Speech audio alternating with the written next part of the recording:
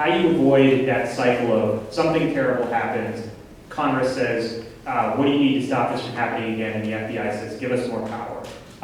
Or can you stop that cycle, or is it just a question of having to clean house every few decades? I think stopping that cycle is all of our responsibility, and part of what I talk about in the reform chapters is how different communities that have been targeted by inappropriate FBI surveillance or investigative activities have banded together to make sure that that we're protecting one another, and I think that's an essential element, and I think it's incumbent on the media to be better at making sure that it's accurate information that's going out.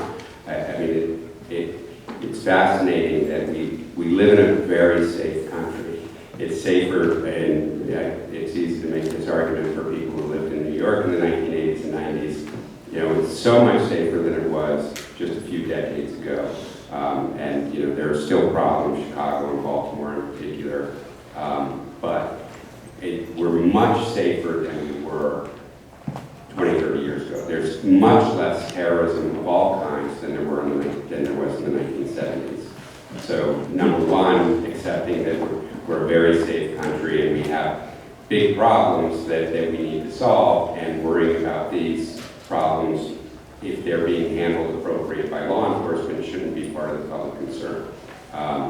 But it's fascinating because even as the homicide rate has dropped significantly since the 1990s, what has fallen with it is the homicide solve rate. So even though there are far fewer homicides, we're solving less of them. In the last 2 years that were reported, 2016 and 2017, 40% of the homicides in the United States aren't solved, right? So even though we've expanded all these law enforcement powers, we've expanded the information sharing, actual violent crime impacting our communities is getting less attention than it was. And I believe that we can do far more to prevent terrorism by putting murderers and armed robbers in jail, because my cases were focused on people who are committing that criminal activity, who are exploiting those criminal networks to get what they needed to commit their terrorist acts. And part of it is making sure that we're holding all of the agencies more accountable.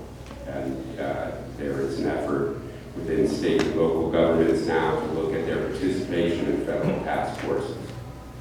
When I worked undercover in these terrorist cases, the Joint Terrorism Task Force had a rule that if state locals came to help on the task force, they had to obey the FBI's rules. And that was because the FBI's rules were usually more strict than the state and local rules.